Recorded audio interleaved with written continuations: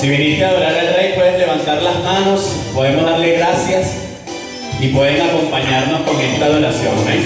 Él es el Rey infinito en poder, Él es el Rey de los cielos. Seré para Él siervo fiel, pues mi vida compró con su amor. Dice la iglesia. Él es el Rey, lo confiesa mi ser, Él es el Rey de los siglos. Mi vida la rindo a sus pies, Él es Rey sobre mi corazón. Él es el Rey, Él es el Rey, Él es el Rey de mi vida. Él es el Rey, Él es el Rey, reina con autoridad. Su reino eterno es, su trono en el cielo es. Él es el Rey que viene su pueblo a llevar.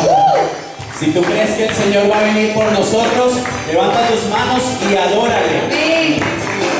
Él es el Rey infinito en poder, Él es el Rey de los cielos. Seré para Él siervo fiel, pues mi vida compró con su amor. Él es el Rey, lo confiesa mi ser, Él es el Rey de los siglos. Mi vida la rindo a sus pies, Él es Rey sobre mi corazón. Él es el Rey, Él es el Rey, Él es el Rey de mi vida. Él es el Rey, Él es el Rey, reina con autoridad. Su reino eterno es, su trono en el cielo es. Él es el Rey que viene a su pueblo a llevar. Gloria a Dios. Él es el Rey.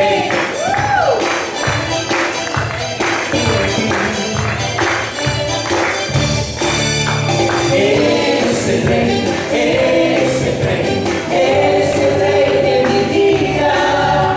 Él es el Rey, Él es el Rey, reina con autoridad. Su reino eterno es, su trono en el cielo es. Él es el Rey que viene a su pueblo a llevar. Él es el Rey, Él es el Rey, Él es el Rey de mi vida. Él es el Rey, Él es el Rey, reina con autoridad. Su reino eterno es, su trono en el cielo es. Él es el Rey que viene a su pueblo a llevar. Vamos a darle un fuerte aplauso a ese Rey y Dios Salvador. Amén. Él es el Rey de nuestras vidas y estamos aquí reunidos con gozo para adorarle a Él. Amén.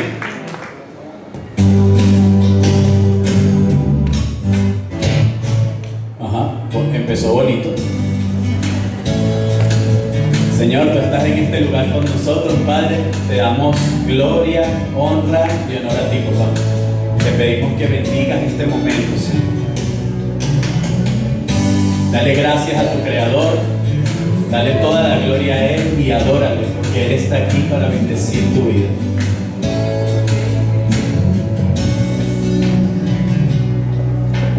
Quiero levantar a ti mis manos, maravilloso Jesús, milagroso Señor. Díselo. Tienes que lugar en tu presencia, desde sentir tu poder a los que estamos aquí. Creo en ti, Jesús, y en lo que harás en mí. Díselo a tu Rey. Creo en ti, Jesús,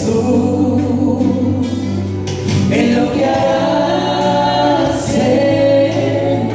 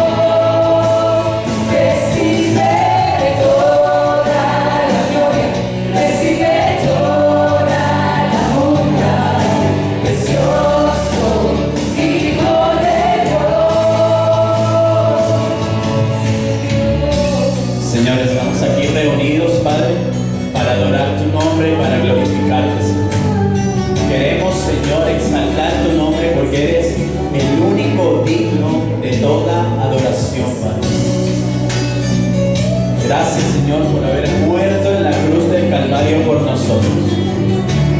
Vamos a tomar este tiempo y vamos a decírselo al Señor. Amén.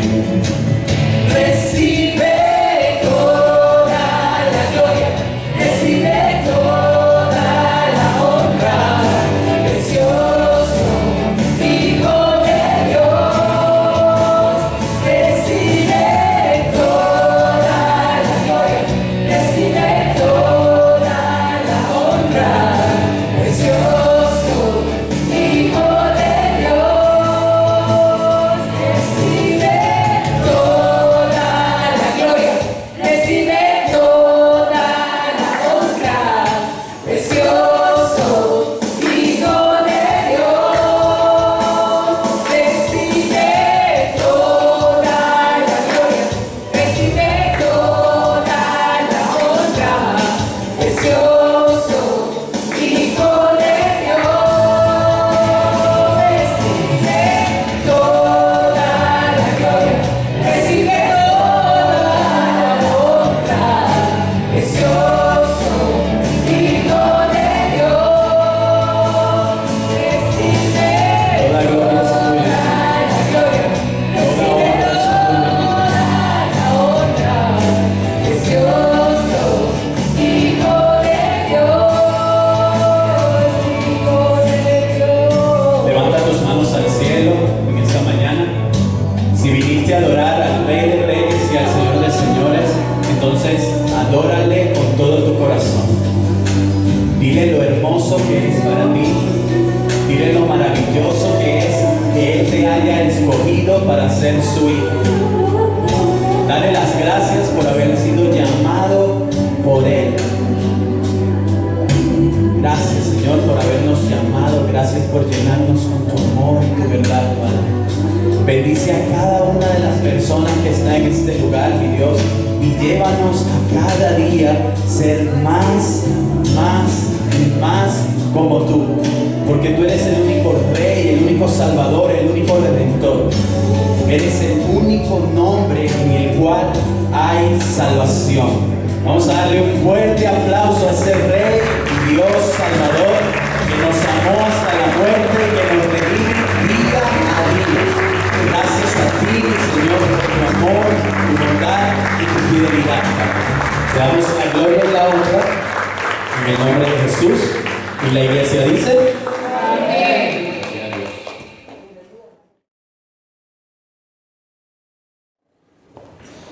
Feliz día, hermanos. Bendiciones para todos.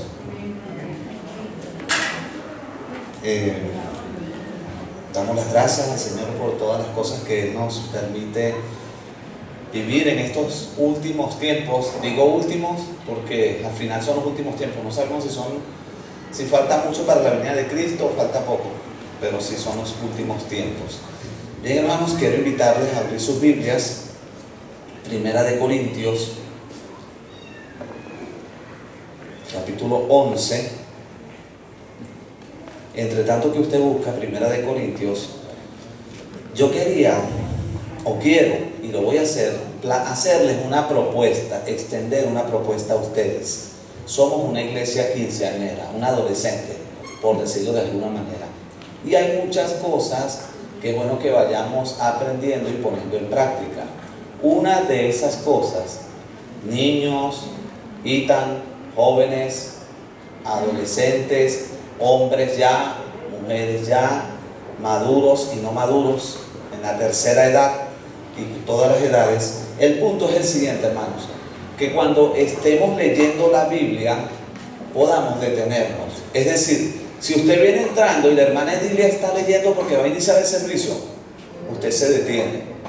Protocolo, no es que nos vamos a quedar, pero sí un punto importante es la reverencia cuando estamos leyendo el libro sagrado, la palabra de Dios, y nos detenemos para escuchar. Si estamos conversando, ya va, hermano, disculpa, vamos a hacer silencio.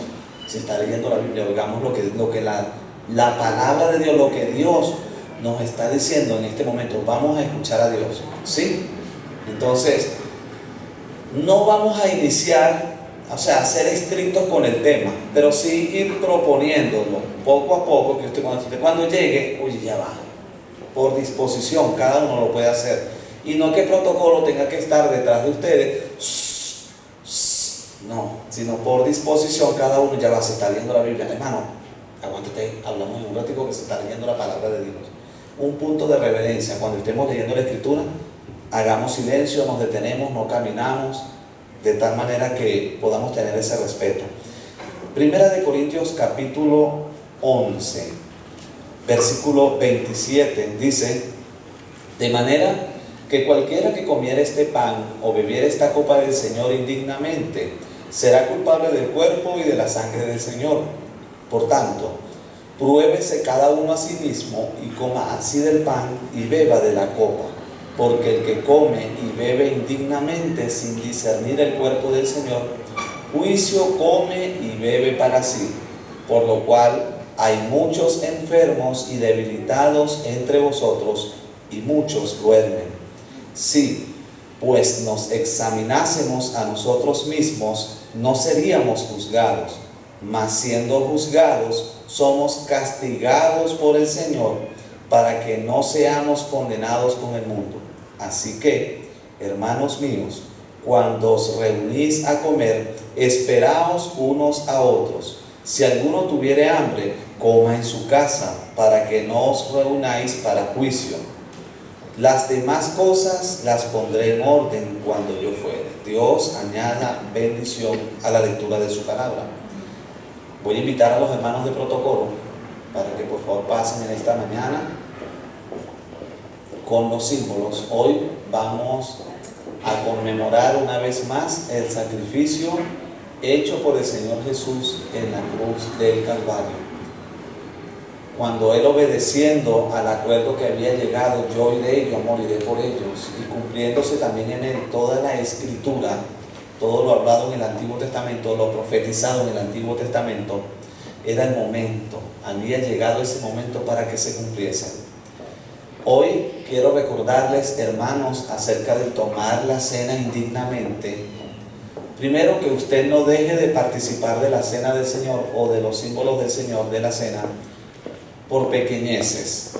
Les hablaba esta mañana a los hermanos que vinieron al primer servicio, por sentires. A veces relacionamos el cómo me siento hoy, mi parte almática, ay, me siento frustrado, yo no voy a participar de la cena del Señor. Me siento triste, yo no voy a participar de la cena del Señor. Ay, es que el día está nublado, fíjate, el sol no ha salido, y eso hace que yo me ponga así como deprimido, yo no voy a tomar la cena del Señor por eso. No se trata de eso. Cuando la Escritura habla de indignamente, es personas que viven una vida cristiana fuera del orden bíblico. Cuando usted sabe, no es que siente, cuando usted sabe, porque cada uno de nosotros sabemos cómo está nuestra vida delante de Dios, nosotros debemos decir, ya va, yo no estoy bien, no es que siento, ¿sí? Porque todo lo relacionamos con lo que siento y no es con lo sentir, porque el sentir tiene que ver con la parte almática. Si no es usted, está claro de acuerdo a lo que dice la palabra de Dios, que usted no está andando bien con el Señor, entonces mi recomendación es arregle su situación con el Señor primero para después participar de los símbolos de la cena del Señor. Quiero invitar a los hermanos que puedan ir pasando mientras que sigo conversando. Yo sé que la idea sería, no, pero deberías terminar de hablar antes, pero no quiero como de repente atrasar el servicio. Pero si usted sabe que no está bien delante de Dios, no tome los símbolos. Tenga una vida clara y recta delante del Señor antes de tomar o de participar de los símbolos de la cena del Señor. Esto que vamos a hacer hoy es recordar el sacrificio hecho en la cruz del Calvario por el Señor. Tomar los símbolos, participar de la cena del Señor con ligereza, sin habernos escudriñado, cosa que no nos vamos a escudriñar cuando estamos acá. Lo hacemos a diario. ¿Cómo está mi vida delante del Señor? Muchas gracias. Gracias. Lo hacemos a diario. Señor, ¿cómo está mi vida? ¿Y cómo reviso mi vida? A la luz de mis sentimientos, a la luz de mis sentires, a la luz de mi alma. No, la reviso a la luz de la palabra del Señor, a la luz de las Escrituras. Porque si la reviso a través de mis sentimientos, créanme que muchos hoy no deberían estar acá porque sus sentimientos, porque siente que no está bien venir, porque siente que esto. No se trata de eso. Se trata específicamente de saber que estamos viviendo una vida transparente de acuerdo a las Escrituras delante de la presencia del Todopoderoso. Si usted tiene una situación que no ha solucionado con una persona y que usted no ha dado el paso para hacerlo, quizás sea mejor abstenerse hasta tanto tener una claridad. Pero no deje de participar de la cena del Señor por cosas ligeras o pequeñas. Recordemos, la sangre del Señor Jesús fue derramada con el único y exclusivo propósito de borrar, lavar, limpiar nuestros pecados. Vamos al Señor: Señor, perdóname porque he hecho esto mal o lo otro, y límpiame con tu sangre. Aclaramos nuestra situación delante de Dios. Y si hay situaciones que arreglar con personas, es bueno arreglarlas, no en el horario del culto o cuando se toma la cena del Señor, sino antes. Debemos aclarar ese tipo de cosas. El hermano Adrian Rogers decía, donde la Escritura dice, él hacía un comentario, ¿no? Que no puedes guardar el enojo, no se ponga el sol para el otro día, hablando a los matrimonios, sin que tú estés bien con tu esposa. Y él decía, bueno, eso nunca ha llegado, hemos pasado hasta 3 noches sin dormir, pero nunca el día ha llegado sin que nos hablemos. Es decir, nunca dormimos sin hablarnos. Entonces, él lo dice jocosamente, hemos pasado 3 noches sin dormir, no nos hablamos y preferimos no dormir para que no nos llegue el sol y estemos molestos. Se trata de que cada día estemos solucionando cada situación, no darle largas a las cosas, ir solucionando las cosas, lo que vaya viniendo, lo que vaya llegando, haciéndolo de acuerdo a la palabra del Señor. Los hermanos corintios, ellos llevaban una vida un tanto ligera. Por eso que Pablo en este capítulo 11 dedica parte del capítulo para que ellos solucionasen situaciones. Era una iglesia con muchos defectos, como cualquier iglesia de hoy en día, con muchas cosas que solucionar, como nosotros seguramente, pero había quizás el corazón bien dispuesto, y Pablo estaba disponible para ayudarles a solucionar todas las diferencias. Usted lee 1 y 2 de Corintios y usted dice, vaya, ¿qué iglesia? Sí, era una iglesia muy clara, y Pablo siempre escribía con la intención de ayudarles. Una de las cosas es que ellos consideraban la cena del Señor como una fiesta, un festín. Hay que llevar comida y comer todo lo que se pueda, y lleva lo mejor que puedas comer. Entonces Pablo quiso solucionar, no se trata de hacer una fiesta, sino de tener una conciencia clara de que hoy vamos a conmemorar la muerte, el sacrificio hecho por el Señor Jesús en la cruz del Calvario. Quiero leer el capítulo, del mismo capítulo 11, el versículo 23, dice, porque yo recibí del Señor lo que también os he enseñado, que el Señor Jesús, la noche que fue entregado, tomó pan, y habiendo dado gracias, lo partió y dijo, tomad, comed, esto es mi cuerpo, que por vosotros es partido, haced esto en memoria de mí. Tenemos el pan que representa, simboliza, no es el cuerpo de Cristo. Óigame, no es el cuerpo de Cristo. Representa o simboliza el cuerpo de Cristo. Señor, te damos las gracias por este trozo de pan que tengo en mis manos, Señor, el cual tú dijiste que cada vez que lo comamos, Señor, hagamos memoria o lo hagamos en memoria de ti. Y hoy recuerdo, Señor, ese sacrificio que nos dice tu palabra, Señor, que tú hiciste en la cruz del Calvario. Decidiste morir, aunque tú podías quizás escapar de esta muerte, decidiste que el plan y el propósito tuyo, Señor, debía cumplirse para que nosotros pudiésemos alcanzar el perdón de los pecados. Padre, en esta mañana que estamos acá, Señor, tú conoces nuestras vidas y corazones, Señor, y sabes que hacemos esfuerzo, Señor, por vivir vidas íntegras, pero también sabes que el pecado está cada día delante de nosotros, y muchas veces, Señor, cedemos ante el pecado. Hoy recordando que tú diste tu vida en la cruz del Calvario, y que mediante esa vida, Señor, hemos alcanzado el perdón de los pecados, y entendiendo que dar la vida fue un castigo fuerte, fue una muerte, Señor, una de las peores muertes que se podían vivir en ese entonces. Sin embargo, tú estuviste de acuerdo en participar. Allí estabas en esa piedra orando al Padre para que, si era posible, Dios pudiese pasar la copa de la ira que en esos días posteriores vendría sobre el Señor Jesús. Pero después, Señor, reflexionaste y dijiste que no se haga la voluntad tuya, sino la voluntad del Padre. Y ello tenía la consecuencia de morir, de dar la vida, tener que exponerse ante todas las personas que iban a verte en la cruz del Calvario totalmente desnudo, todos tus órganos, Señor, íntimos allí expuestos, Señor, todo allí, Señor, la gente podía verte, la vergüenza que es para un hombre que lo vean desnudo, Señor, pero tú tuviste que pasar esa terrible vergüenza, Señor.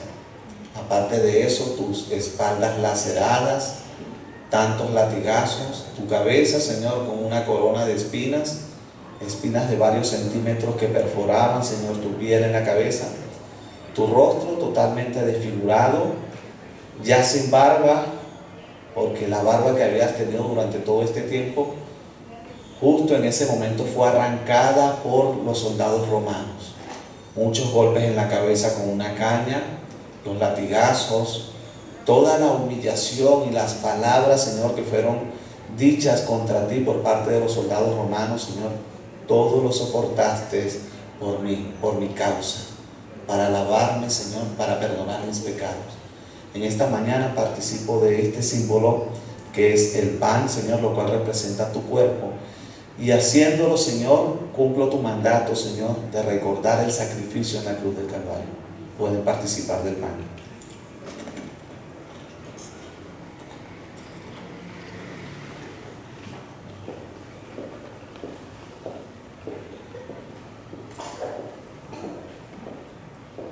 El versículo 25 dice: asimismo, tomó también la copa después de haber cenado, diciendo: esta copa es el nuevo pacto en mi sangre.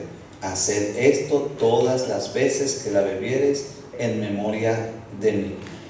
Así pues, todas las veces que comiereis este pan y bebiereis esta copa, la muerte del Señor anunciáis hasta que Él venga. Señor, hoy participo de esta copa y con ella, Señor, anuncio el sacrificio hecho en la cruz del Calvario y acepto también, Señor, tu perdón por los pecados cometidos, Señor. Y recuerdo al participar de esta copa que no es literalmente tu sangre, Señor, sino es, Dios mío, algo que representa tu sangre.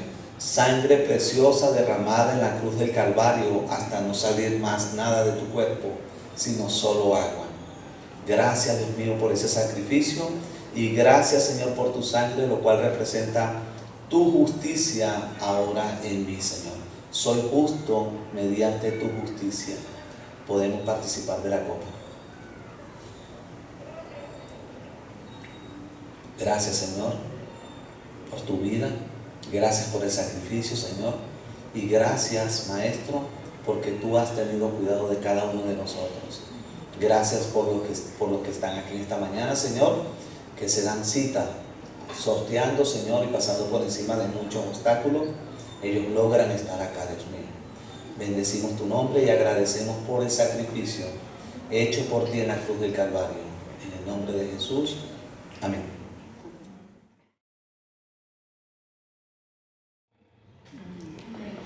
Bueno, mis hermanos, el día de hoy vamos a iniciar una serie en la carta de Pablo a los Filipenses.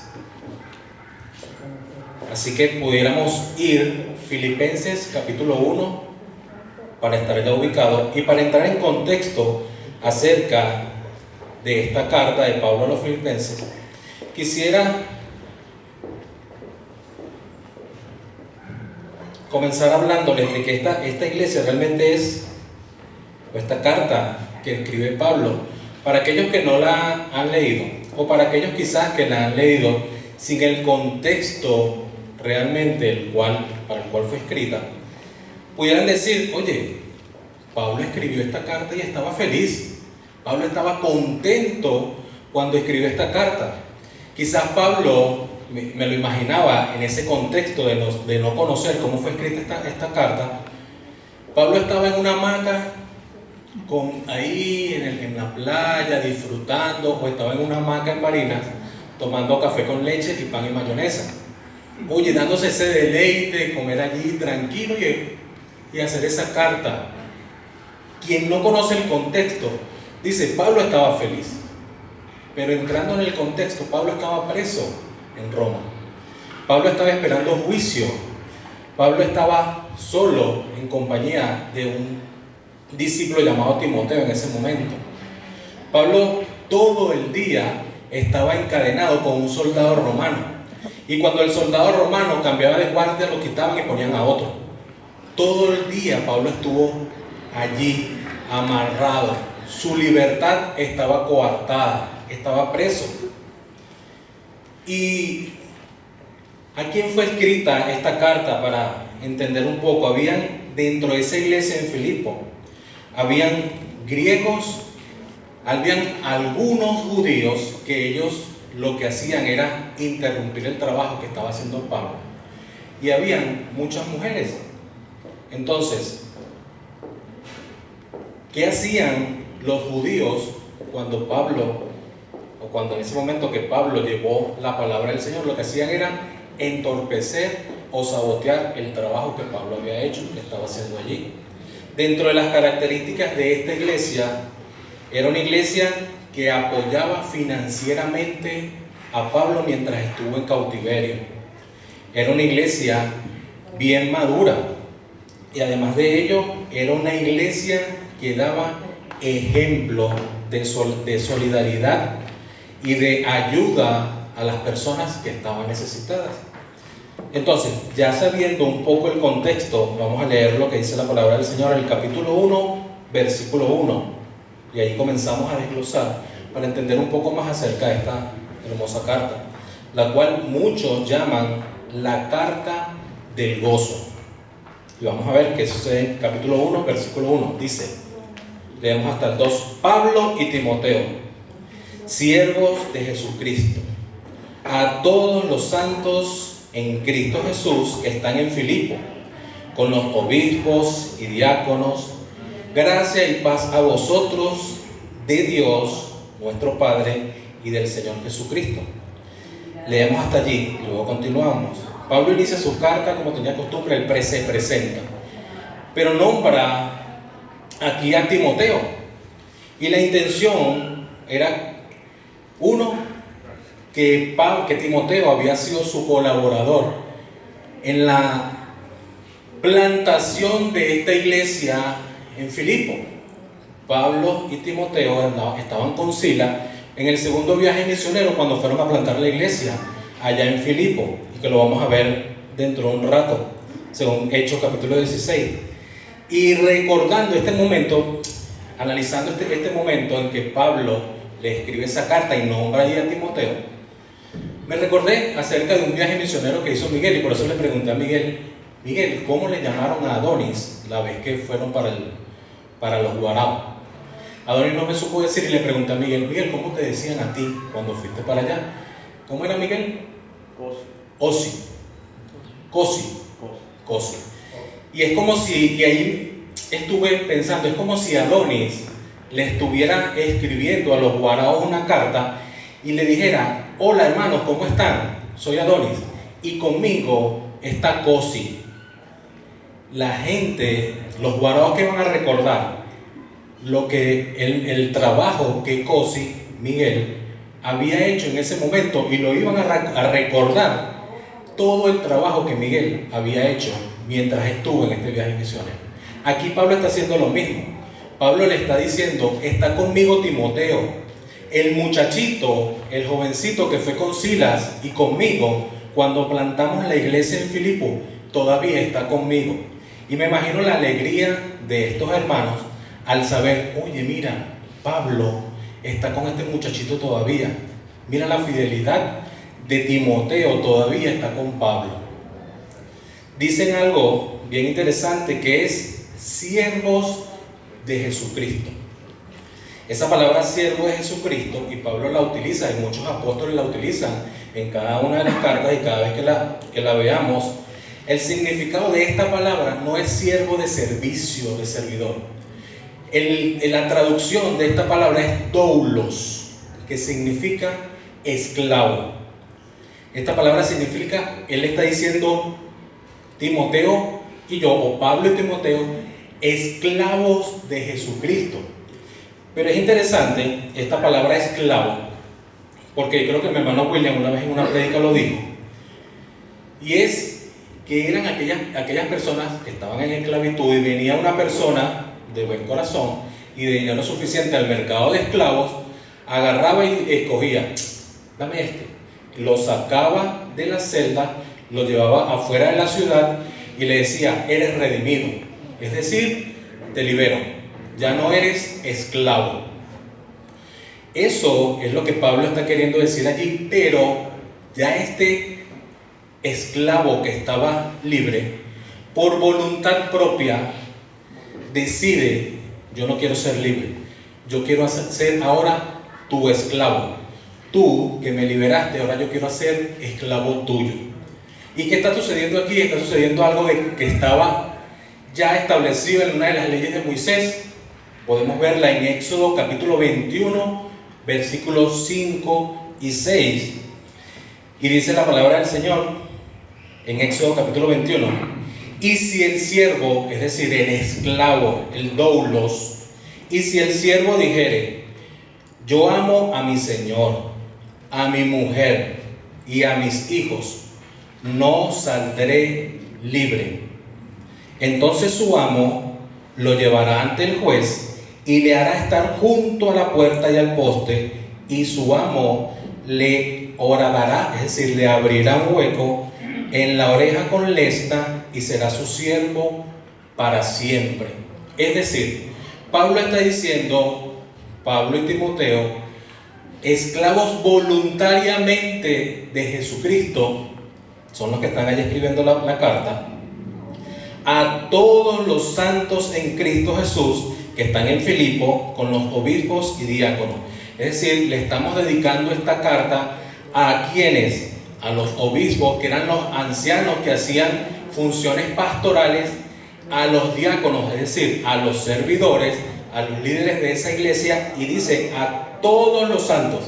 Es decir, ellos no están excluyendo a nadie, ellos están incluyendo a toda la congregación allí en la iglesia de Filipo. Versículo 2 dice, gracia y paz a vosotros, de Dios nuestro Padre y del Señor Jesucristo.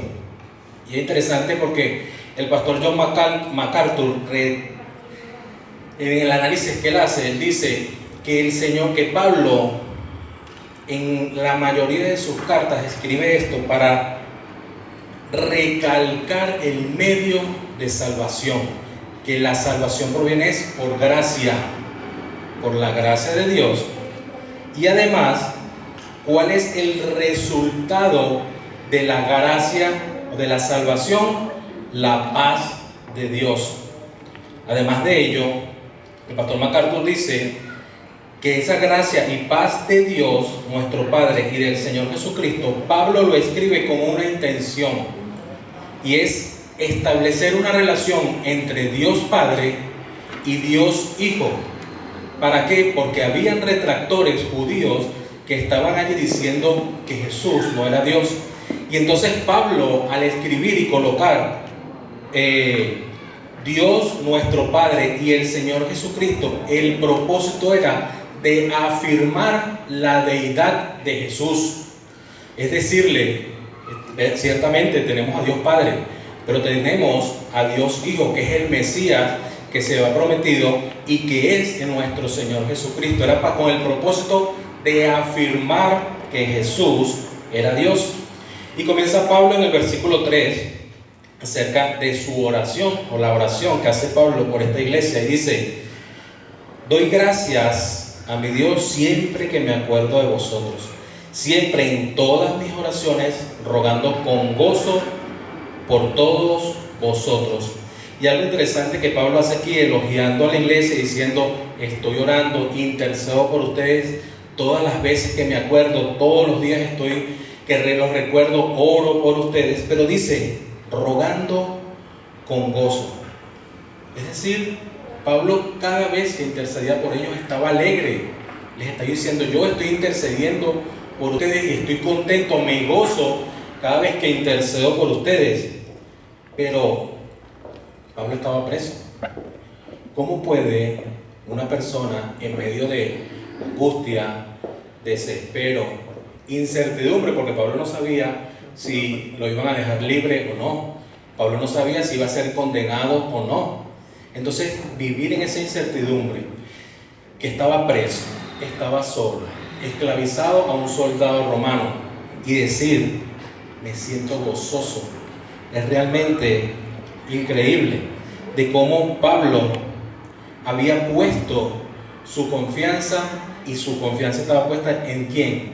En el único que lo podía hacer libre, en el único que lo podía sanar, en el único que lo podía curar, en que su confianza y su problema estaba puesto en las manos del Señor, y no había mejores manos en las que estuviera que en el Señor. Y eso lo sabía Pablo. Pablo sabía quién era su cuidador, Pablo sabía quién era su sanador, quién era su salvador, quién era su redentor. Pablo sabía quién era el que había permitido que él estuviera allí, y por ello Pablo se sentía gozoso cada vez que él escribía o que escribió esta carta. Y vemos algo que nos enseña Pablo, es que nosotros, a pesar de las dificultades, a pesar de los problemas, Dios es el que está en control de las cosas.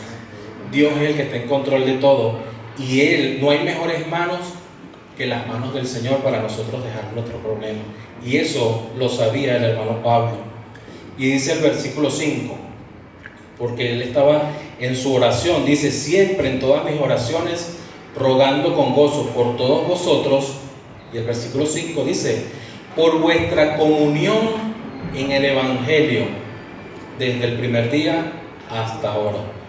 ¿Qué le estaba queriendo decir Pablo que él estaba pidiendo en su oración? Por vuestra comunión en el Evangelio.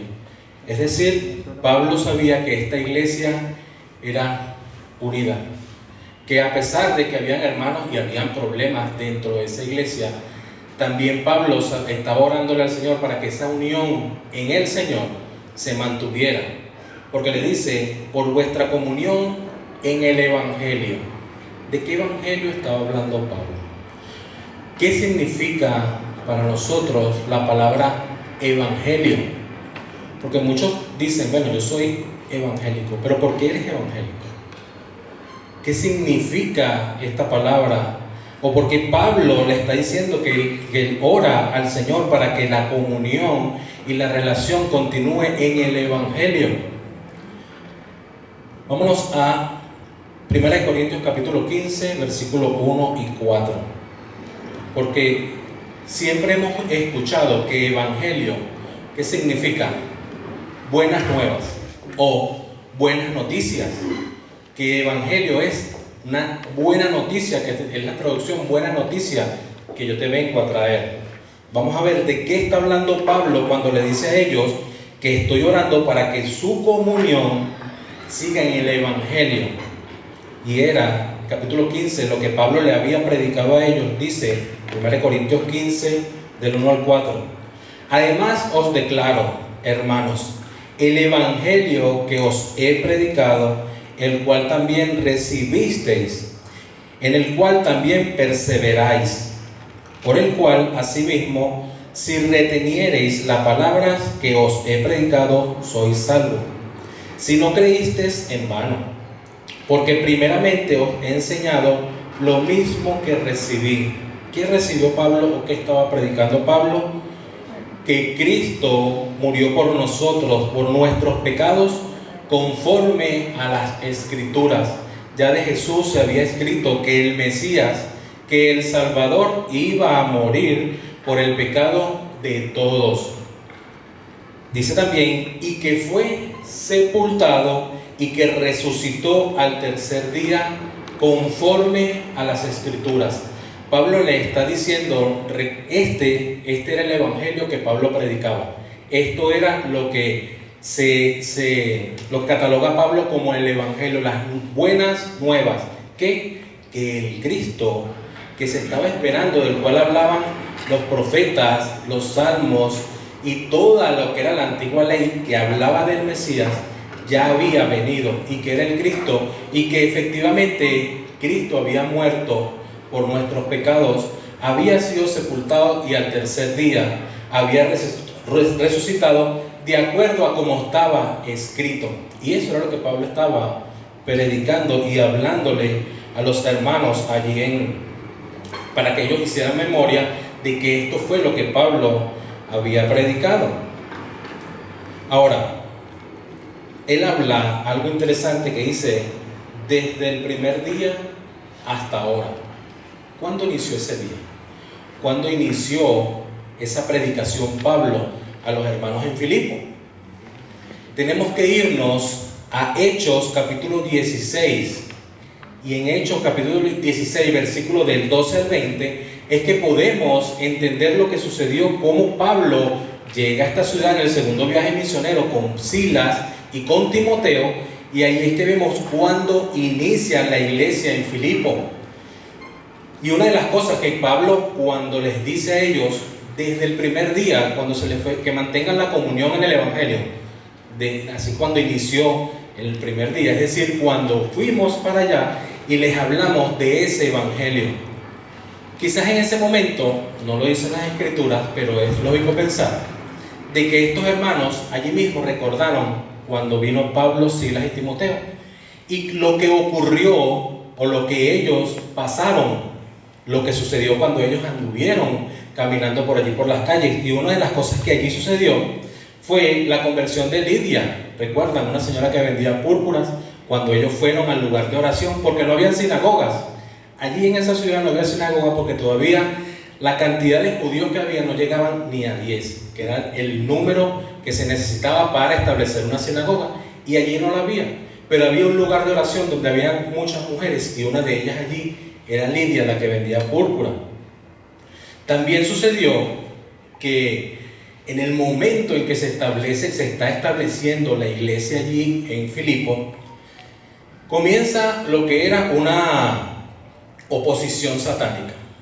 Se levanta Satanás porque no quería que se estableciera la iglesia, y le pone al frente de ellos una mujer adivina que andaba día y noche tras ellos diciendo: ellos son mensajeros del Señor, ellos son los enviados.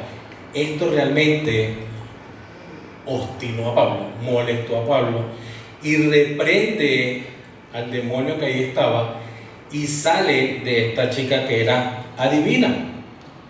¿Qué sucedió allí? Que los amos de esta muchacha, las cuales la utilizaban para ganar dinero, se molestaron y comenzaron a decirle a los que allí estaban, recordamos que estamos en una provincia romana, en Filipo, comenzaron a incitar y a decir: estas personas que vienen, ellos no dijeron, liberaron a la muchacha divina, las cuales nosotros nos beneficiamos. Ellos no dijeron eso. Ellos comenzaron a decir, estos judíos comenzaron a hacer, ¿cómo se llama cuando las personas están, lo que hacen mucho con los venezolanos ahorita que están fuera del país? Xenofobia. Ellos comenzaron a hacer un mensaje xenofóbico con respecto a estos judíos que estaban allí, a Pablo y a Silas. Ellos vienen a cambiar nuestra costumbre. Los romanos que estaban allí, que por ello fue que lo apresaron. Estos judíos vienen a cambiar nuestras costumbres. ¿Y qué sucedió con Pablo y Silas? Fueron encarcelados. Timoteo no lo fue porque él era él era medio judío. La mamá era judía y el papá era gentil. Y por ello es que a Timoteo no lo encarcelan, pero a Pablo y a Silas sí. ¿Y qué sucedió? Estando ellos en prisión, estaban ubicados en lo profundo de las celdas, y vino un temblor y el Señor rompió las celdas que allí estaban, rompió las cadenas y ellos fueron liberados. Pero no solo quedó allí, sino que el carcelero, ¿recuerdan esa historia? El carcelero de Filipo se iba a matar porque ellos supuestamente se habían escapado, y Dios utilizó ese problema que ahí estaba, esa situación en la cual estaba Pablo y Silas, y le llega el mensaje del Evangelio también al carcelero de Filipo. Y no solo queda allí, sino que también se convierten todas aquellas personas que estaban en la casa del carcelero. Cuando Pablo le dice, serás salvo tú y tu casa, no le está dando una promesa para todos los que creen en Jesucristo. No les está dando, eso no es una promesa para la iglesia hoy día. Eso era algo que se le estaba diciendo al carcelero de Filipo puntualmente, donde le decían, serás salvo tú y tu casa. Es decir, tú y los que crean en tu casa, los que estén allí cuando nosotros nos vayamos a reunir, los que creyeran en ese momento también serán salvos, pero el que no creyera sencillamente no lo iba a hacer.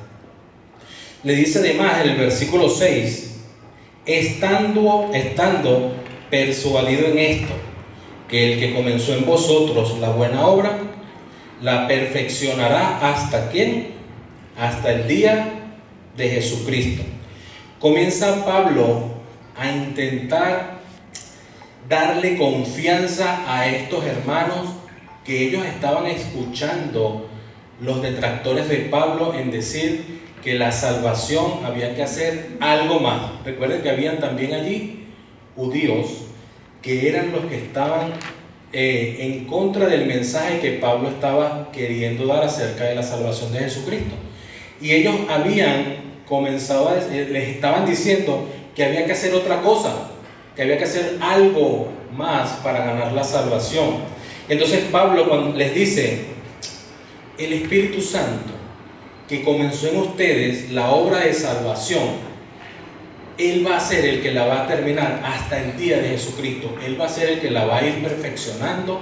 Él va a ser el que va a ir trabajando en cada uno de ustedes hasta el día de Jesucristo. ¿Y cuándo es el día de Jesucristo? Va a ser el día que todos y cada uno de nosotros está esperando con ansias. El día en que su iglesia, llámese iglesia usted, que ha creído en el mensaje de Jesucristo, que se ha arrepentido de sus pecados, y hoy podemos decir que somos doulos de Jesucristo, que somos esclavos de Jesucristo. En ese momento, cuando su iglesia sea arrebatada en los cielos y nosotros, usted y yo, nos consigamos con nuestro Salvador allá en el cielo, en las nubes, y que su iglesia sea arrebatada. Eso es lo que Pablo les está queriendo decir aquí a los filipenses. El que comenzó la buena obra no soy yo, no es Timoteo, no fue Silas, fue el Espíritu Santo. Y Él los va a ir perfeccionando hasta el momento que nos consigamos con Cristo en las nubes.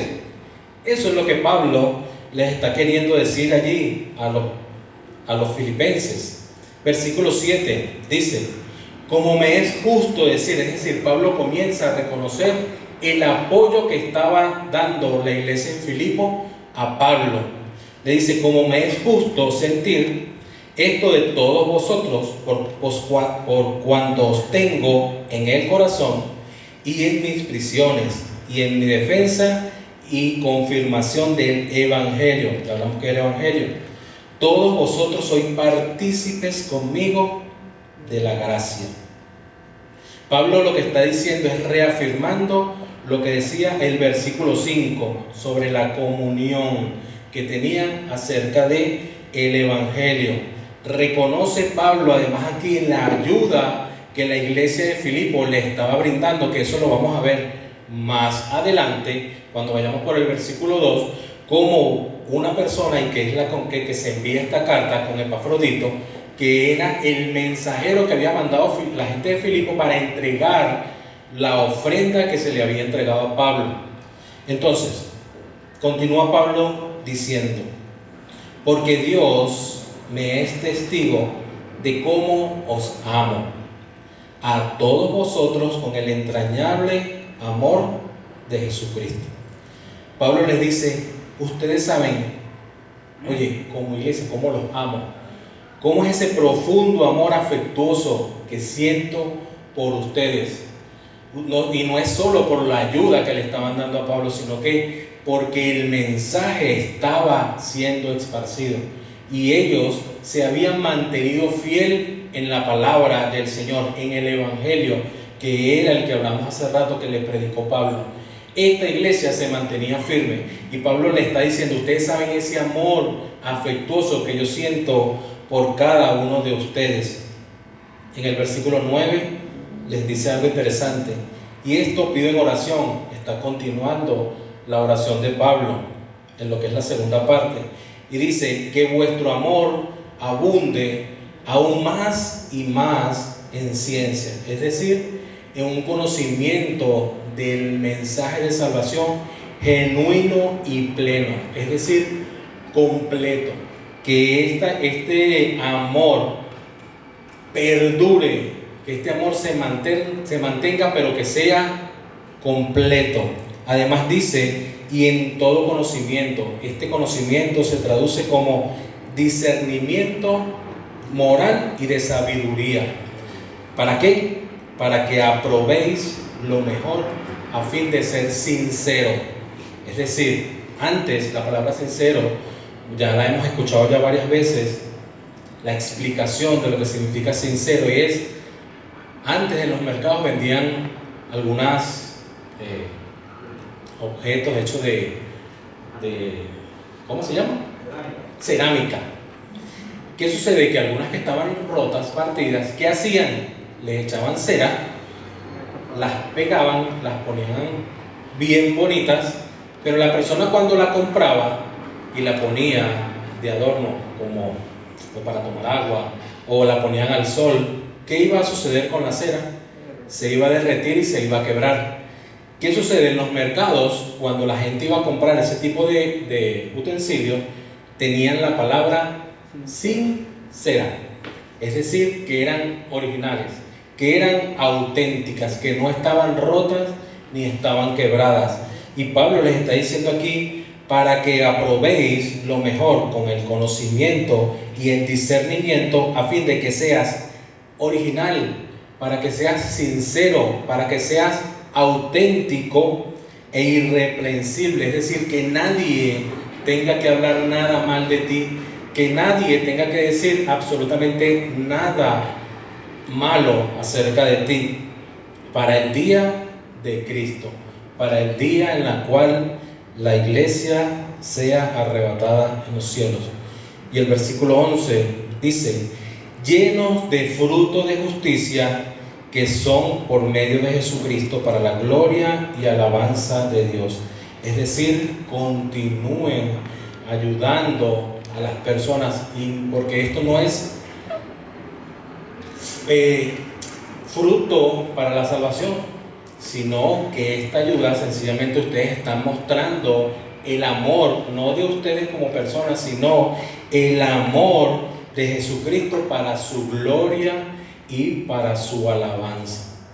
Ahora la pregunta es: hoy nosotros como iglesia podemos decir que somos doulos de Jesucristo, o sencillamente decir ser aquellos que el Señor murió por nosotros y nos libertó, pero nos quedamos así.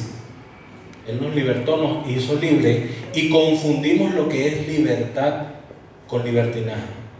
El pastor Iván decía algo interesante, que quizás muchos no toman la cena del Señor porque están viviendo una vida no conforme a lo que Dios ha establecido en su palabra. Hoy es el momento de que cada uno tenemos la posibilidad de revisarnos, como él decía. Tenemos la oportunidad de revisarnos y decirle al Señor: Señor, de ahora en adelante soy un doulos tuyo. Soy un esclavo para servirte, para obedecer lo que tú me ordenas, porque eso es lo que hace un esclavo: servirle, obedecerle, darle lo que el Señor pide en el momento que Él lo pida y lo que Él pida. ¿Estamos nosotros dispuestos a ser servidores del Señor, tal como dice aquí la palabra de Él? ser así como Pablo y Timoteo, que Pablo los está escribiendo, servidor de Jesucristo, bajo esa traducción de esclavo. Somos nosotros como iglesia, podemos tener un corazón desinteresado como lo tuvo la gente de Filipo, que sabía que Pablo estaba en un problema, sabía que Pablo estaba en un desespero, y toda la iglesia ayudó y aportó para que Pablo por lo menos supliera algunas necesidades. O somos de los que decimos, ese no es trabajo mío, ese es trabajo del pastor y el trabajo de los servidores, cuando aquí la palabra nos muestra que es un trabajo de toda la iglesia. Y la iglesia, la palabra del Señor dice que es usted y soy yo.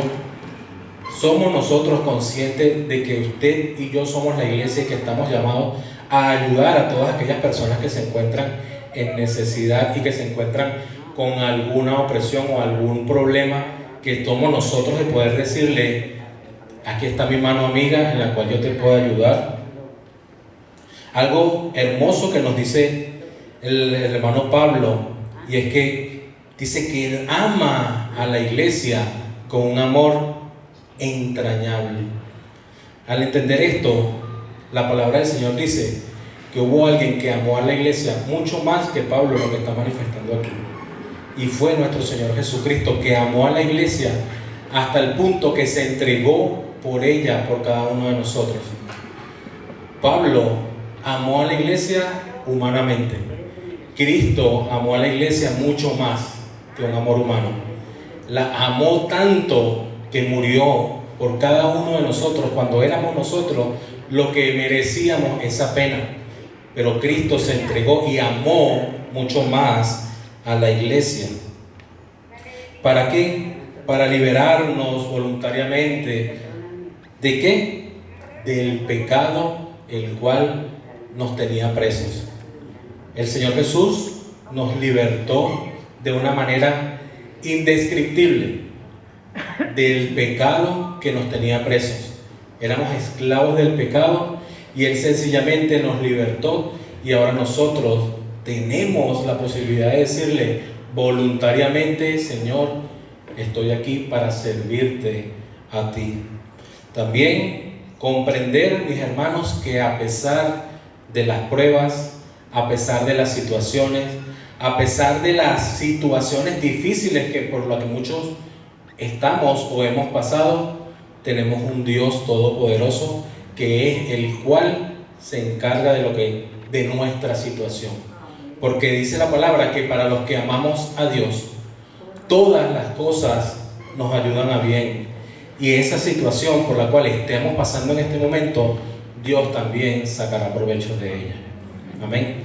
Oramos. Padre, en el nombre de Jesús, te doy gloria, honra y la alabanza, Señor, es única y exclusivamente para ti.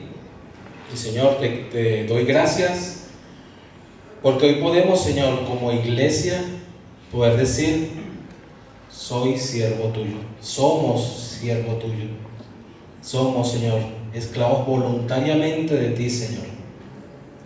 Ayúdanos, Señor, a entender y a comprender bien esta palabra, Señor, que no sea por emocionalismo, Señor, que porque la digamos, sino de la mejor manera, con criterio propio y con sabiduría, Señor, con el discernimiento, Señor, que implica decir, yo soy servidor tuyo.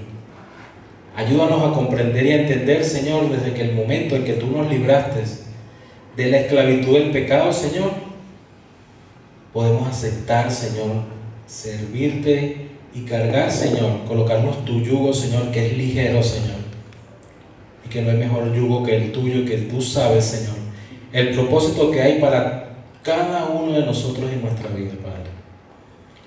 Ayúdanos, Señor, a comprender, Señor, a tener ese corazón sensible de poder, Señor, ayudar, Señor, a las personas cuando tengan alguna necesidad.